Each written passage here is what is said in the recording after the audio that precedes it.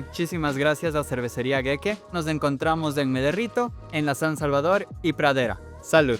Bienvenidos y bienvenidas una vez más a este podcast de Latitud Residuo Cero. Ahora nos acompaña Alicia Franco de Alianza Basura Cero. Qué gusto tenerte acá. Para quienes nos están viendo, me gustaría que nos cuentes un poquito qué es Basura Cero. Bueno, Basura Cero es un sistema que está enfocado en replantearnos nuestra relación con los residuos, de pensar desde la producción, ¿no? De dónde vienen nuestras cosas, de dónde viene lo que estamos consumiendo y hacia dónde van. Entonces, Basura Cero sí hace referencia a tratar de producir la menor cantidad de residuos posibles, porque este planeta no jala más. Está basado principalmente en la prevención y en la reducción, en cerrar la llave para no tener que lidiar con este problema y sobre todo en generar conciencia para que tú puedas mejorar tu relación con los objetos, ¿no? Con lo que estás produciendo. Y también incluso con tus propios desechos, ¿no? Entonces, Basura Cero hace referencia a los desechos orgánicos, a los desechos plásticos. A veces uno piensa en el plástico, por ejemplo, y se olvida que es petróleo. Se olvida que en el proceso extractivo también hay una afectación bestial a las comunidades, que están esos mecheros prendidos todo el tiempo, que hay derrames. Y luego en la ciudad, claro, a veces usamos así un vaso desechable unos segundos y luego se bota a la basura, ¿no?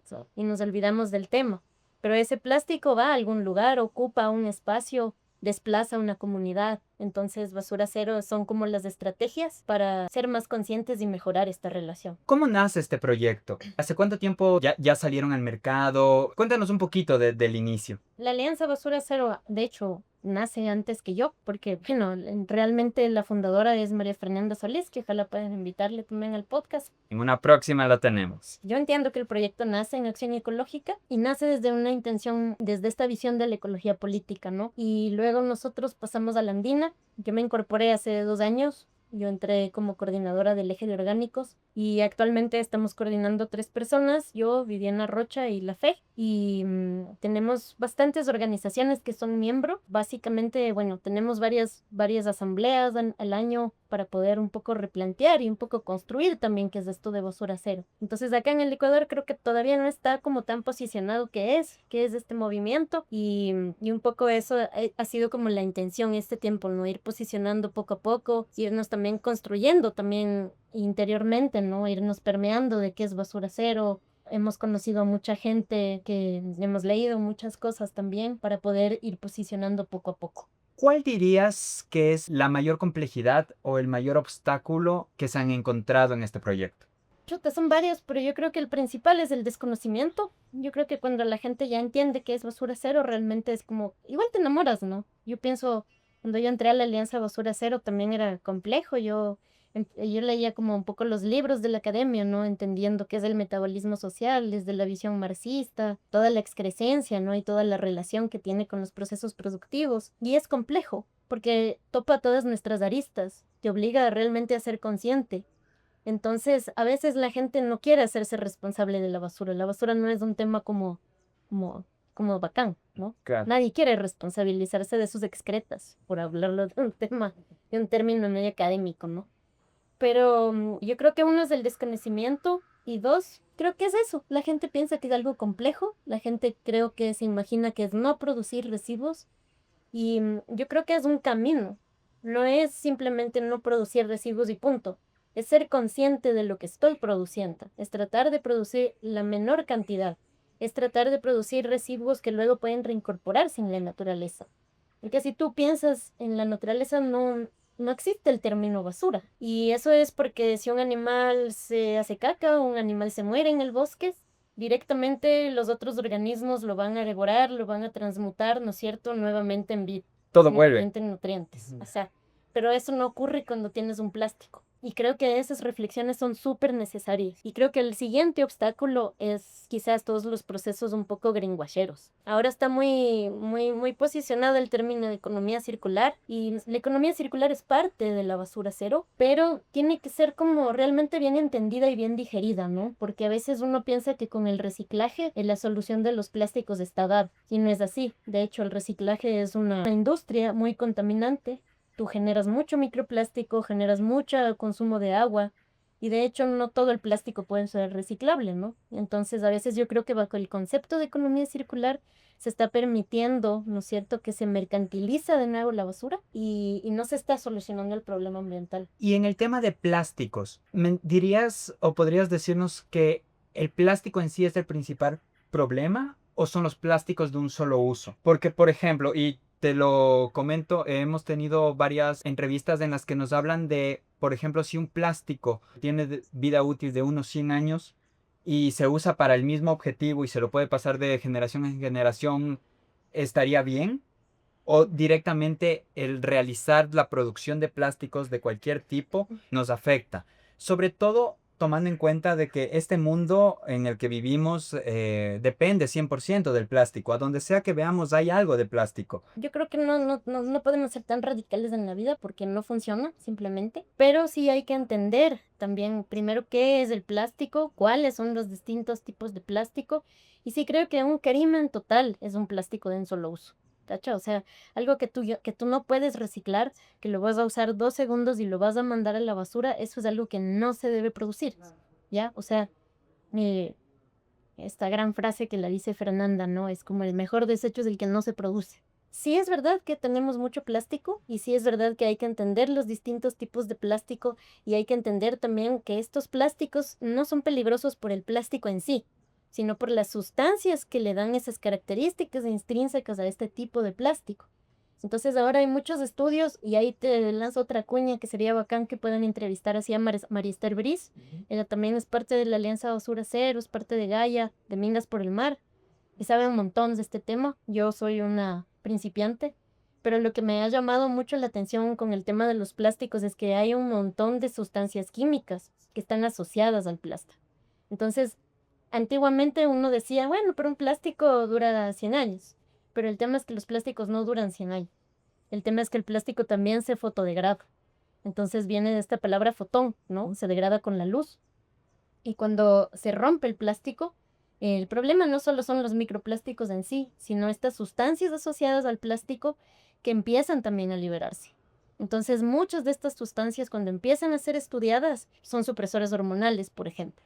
Y la gran mayoría de ellas no se sabe cuál es el efecto que tienen cuando se liberan al medio ambiente. Por ejemplo, lo que está pasando ahorita en estas grandes islas de plástico que están flotando en nuestros océanos es que por el sol, el oleaje, se rompen los plásticos y empiezan a formar como, se llaman plastisferas, ¿ya? Entonces son estos montones de microplásticos ahí que están flotando y estas sustancias que empiezan a liberarse generan un ecosistema tóxico.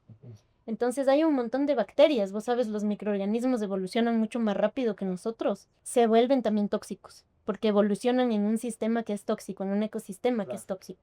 Y estas bacterias pueden ser potenciales pandemias. Entonces, ahí te das... Incluso son potenciales pandemias al estar tan lejos de nosotros. Es que no están tan lejanas. Y es que ese es el tema. O sea, vos ahorita ahí creo que son 5 islas inmensas de plástico en los distintos tipos de océanos. Pero el oleaje lleva y está en completa comunicación. Los animales están alimentándose de microplástico. Entonces, ahorita ese microplástico ya está dentro nuestro. Entonces, igual cuando tú piensas cuál es la interacción del microplástico en los sistemas terrestres, o sea, ves cómo las lombrices están ingiriéndolo, como en las redes tróficas más basales de los ecosistemas, estos pequeños, desde los microorganismos, interactúan, se alimentan, luego vienen los más grandes, comen. Y el tema con el microplástico y estas sustancias es que se bioacumula. Entonces, cuando vos te comes un pescado, te estás comiendo el pescado que se comió el cangrejo que se comió tal cosa y la tal cosa que se comió el... Que llega hasta el microorganismo. Y entonces lo que pasa es que ahorita lo que se sabe es que tenemos como, no sé, alrededor de lo que cabe en una tarjeta de crédito de microplástico ya en nuestra sangre. Cada día va sumando más evidencia científica para decirnos esto.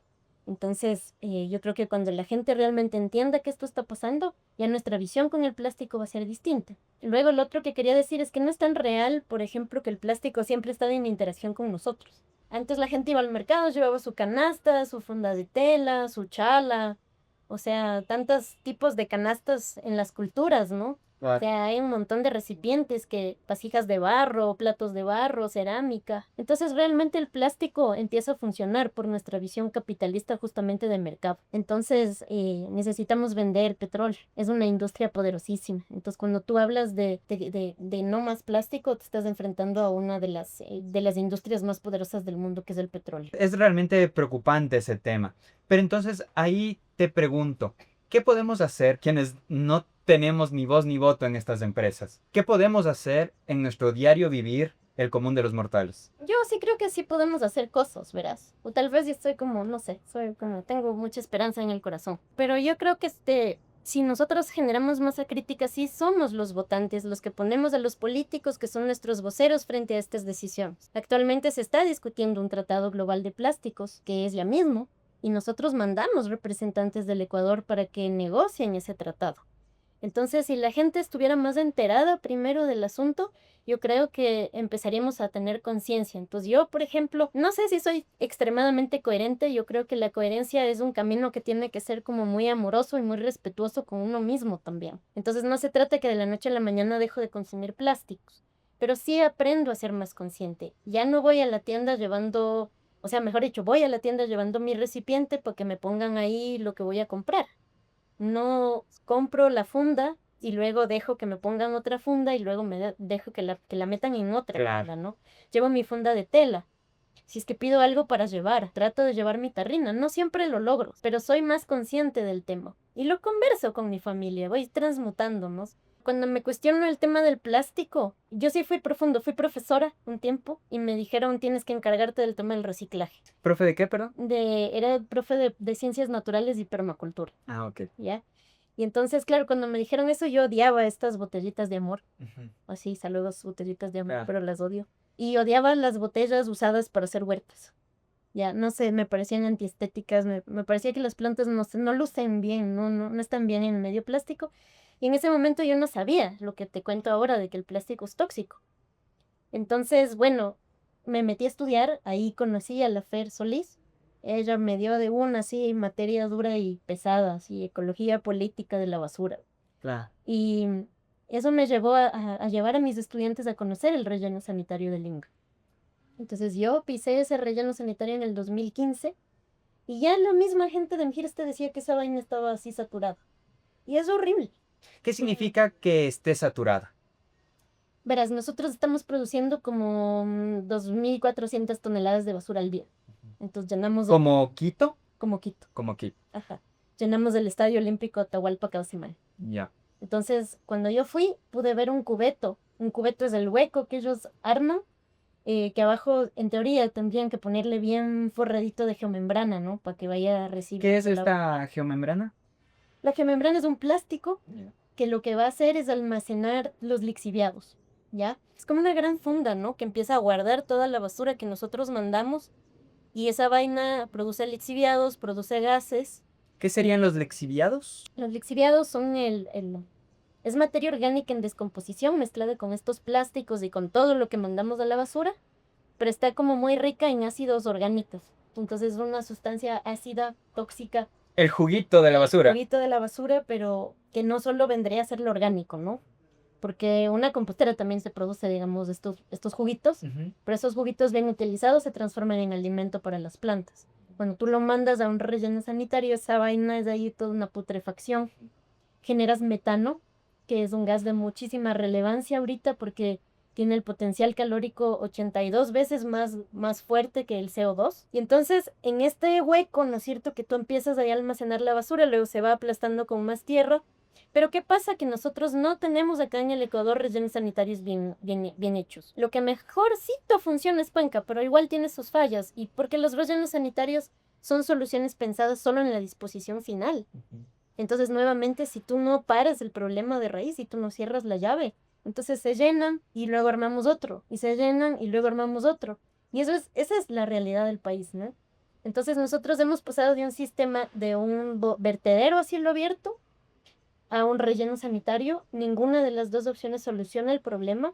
Y de hecho, el relleno sanitario lo que ha ocasionado es desplazamientos de trabajadores, ¿no? Porque tú tienes al movimiento reciclador que es la gente que por generaciones son los únicos que se han dedicado a rescatar el material reciclado. Los recicladores de base. Los recicladores de base, ¿ya? Entonces, imagínate, vos tienes gente que está trabajando en muchas provincias directamente en los botaderos a cielo abierto. Trabajan sin ningún tipo de protección, sin horario, sin tener ninguna afiliación, sin tener un sueldo digno, en condiciones que son durísimas, ¿no?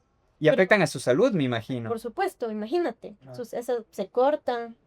Pero esta gente de alguna manera son los que han rescatado la mayor cantidad de reciclable durante años en este país. Y los estados, los municipios no han apoyado esta lucha, ¿no? Entonces nosotros como Alianza somos muy cercanos al movimiento reciclador y de alguna manera somos muy críticos al tema del relleno sanitario.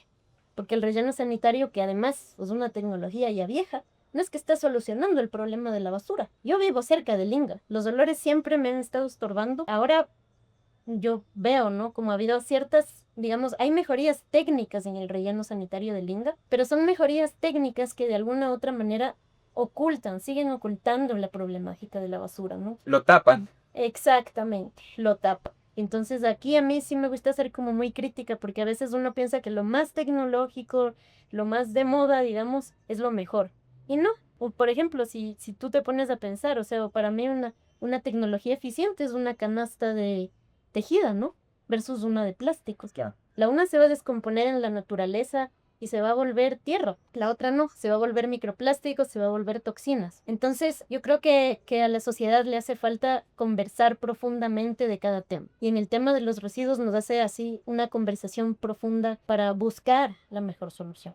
Retomando un poco lo que mencionaste de tu interés y tu gusto por la permacultura, ¿en qué consiste la permacultura? Bueno, la permacultura viene de la palabra permanencia y lo que busca es generar ecosistemas comestibles, ecosistemas humanos que sean sostenibles en el tiempo, ¿ya? Yo creo que la palabra sostenibilidad, de hecho, es una palabra que ya así ha sido como muy malograda, muy prostituida, ¿no? Pero la permacultura lo que busca es justamente que esta relación que tenemos con la producción de nuestros alimentos sea muy similar a la naturaleza. Entonces la permacultura trabaja a través del diseño, se diseña pensando en los patrones de la naturaleza, el viento, el sol, el agua, y a través de eso tú vas diseñando cómo la naturaleza lo haría y te pones ahí al servicio. Entonces la permacultura no utiliza agroquímicos, la permacultura busca regenerar la vida. Y yo creo que estamos en un momento de la vida, con el cambio climático y todo el daño que le hemos generado a este planeta, que sí hay solución, pero no podemos ya quedarnos en lo sostenible. Los seres humanos tenemos que salir del nicho en el que estemos, seamos abogados o arrenderos, biólogos, lo que sea, y ponernos al servicio de la vida. ¿Qué es lo más fácil de cultivar? Porque desde la ignorancia te pregunto, ¿no es muy difícil tener una dieta variada únicamente dependiendo de la permacultura a nivel personal? En cada cosa necesitamos conversaciones profundas. Entonces, si tú eres un permacultor de la ciudad, yo creo que siempre puedes empezar por una maceta. Y yo creo que la importancia no es que voy a producir todos mis alimentos para mi consumo, sino que si yo aprendo a tener en una maceta mi tomate, mi tomatera, con eso ya hago full, porque me estoy conectando con la tierra. El siguiente paso va a ser, voy a aprender a buscar productores locales, productores que también sean agroecológicos, que también hagan, digamos, una siembra consciente, ¿no es cierto? Eso también va a requerir que yo empiece a tener como una relación más directa con este productor. Luego también yo creo que hay muchas opciones. Yo sueño con que Quito sea una ciudad más verde. Sueño con agricultura urbana, los que le falta permacultura urbana a la ciudad. Nos hace falta volver a tejer lazos con nuestras comunidades barriales, que si no tengo el espacio porque vivo en un departamento, pero me tomo el parque y tengo mi compostera comunitaria. Entonces luego eso me hace armarme mi huerta comunitaria o mi bosque comestible. Y luego estas reflexiones no solo me hacen pensar en mí y en mi familia, ¿no? Sino de pronto voy a sembrar 3 cosas para mí y 3 cosas para los colibríes, 3 cosas para los otros pájaros. Y entonces voy generando estas interacciones que son lo que están rotas ahorita, ¿no? Entonces, no creo que hay una sola solución, creo que hay varias, pero que todo nace de esta curiosidad, de esta necesidad, que yo no sé por qué a veces siento que no se prende, de que sí podemos hacer algo. Y yo creo que este tiempo a veces cuando pensamos en cambio climático es como muy atroz, ¿no? Es como ya no hay nada que hacer y... Ya nos morimos. Ajá. o destruyámonos enfiestados. Pero yo creo que más bien reconstruyámonos enfiestados. Y creo que sí hay una presión. Yo misma recién pasé por un proceso fuerte personal. Me di cuenta que todas estas luchas son súper pesadas y que uno se carga el peso del mundo porque sientes que no es suficiente lo que haces, ¿no? Y de pronto me di cuenta que no, pues que hay que empezar con pasos súper pequeños, con eso, con reconciliarte con tu maceta, estás haciendo un gran paso. Y luego sí tiene que haber una motivación personal, pero creo que esa motivación personal nace desde esta creencia de que hay esperanza, ¿no? Y que sí, por supuesto que se pueden hacer cosas. Pero creo que lo principal es de dejar de poner a políticos en el poder que son un desastre. Claro. Y que no les importa. O sea, yo sinceramente te digo, en el tema de manejo de residuos y del manejo de la ciudad, yo veo un montón de gente que no es consciente, gente que puede tener muchos títulos, pero que no van por la buena vía. Yo creo que eso tenemos que replantearnos. Tal vez conoces de algún tipo de proyectos que se estén haciendo a nivel estatal, a nivel municipal, que estén funcionando de forma correcta aquí en el Ecuador. O sea, yo creo que hay algunos municipios que han tenido incentivo para compostar. Por ejemplo, creo que hay algunos municipios que han tenido incentivos para incorporar a los recicladores de base como trabajadores municipales, pero son como esbozos y creo que todavía no tenemos como un modelo que yo digo, este está funcionando súper bien. Ideas sueltas tenemos. Sí, por ejemplo, el tema de Cuenca, ¿no? El tema de Cuenca sí tiene un relleno sanitario que técnicamente funciona mejor, pero la gente no es consciente de su basura en Cuenca. Entonces yo he estado en el SEGAM abriendo las fundas de color azul porque ellos hacen un pilotaje de ¿cómo se llama?, de separación y nunca está bien separada, porque a los municipios se les olvida toda la capacitación, todos los incentivos e incluso hasta las multas de que la gente tiene que ser responsable, tiene que haber separación en fuente. Y eso es algo que yo creo que se está copiando. Entonces, por ejemplo, acá en Quito también estamos con ciertos pilotajes y yo les invito, vayan y abran esos contenedores, que la contenerización es lo peor para la separación en fuente. Se lo hemos dicho a los técnicos de MGIRD y Maceo y lo siguen haciendo. Entonces, cuando tú destapas ahorita estos contenedores en los barrios que sí tienen, entre Que tienen el comillas, contenedor azul, este nuevo que pusieron. ajá, igual es un desastre, es un relleno sanitario ahí. Y bueno, para ir finalizando, ¿algún mensaje que quisieras compartir a la comunidad? Creo que hay que vivir mejor y incluye hacer como una revisión, hay que hacernos un diagnóstico de qué está pasando por nosotros. Y estoy segura de que la persona así más capitalista que no quiera entender nada de residuos, pues tampoco la está pasando realmente bien. Y creo que los seres humanos venimos de la palabra humus, que significa tierra. Necesitamos regresar ahí y revernos súper interiormente, ¿no? Y hay que sanar muchas cosas. Hay que empezar por eso y luego lo otro es cuestionarnos del sistema en el que estamos y hacerlo con alegría, con empatía, con cariño. Creo que eso nos falta mucho a veces cuando llevamos banderas de lucha. No sé si yo tengo la respuesta, trato igual, ¿no? De encontrar mi propia coherencia, mi propio camino. Muchísimas gracias. ¿Dónde nos podemos informar? ¿Dónde podemos empezar a informarnos justamente de todo lo que podemos hacer? Un poco más de teoría. Porque puede haber mucha gente que le interese aprender, pero no sabe por dónde empezar. Bueno, yo desde donde habito, digamos, claro, por supuesto, recomendarles que busquen en redes de la Alianza Basura Cero Ecuador. En nuestra página web hay muchísimos recursos, desde libros académicos hasta folletos de cómo compostar. Tenemos el modelo de una ordenanza para hacer un municipio basura cero y está todo gratuito. Entonces, que entren a las redes igual, Instagram y Facebook. Van a estar acá abajo todas estas redes, todos estos links para que puedan ingresar y puedan informarse como debe. Sí, y creo que si les interesa el tema de la permacultura, creo que acá en Ecuador hay un movimiento súper lindo, súper grande, súper diverso, que es la red de guardianes de semillas. Y creo que ahí tienen harta información para luego ir tejiendo otras redes también, otros podcasts y otras maravillas que hay. Muchísimas gracias, Alicia, por tu espacio, por tu tiempo. Muchísimas gracias a Alianza Basura Cero. Y nos vemos en el siguiente capítulo. Salud.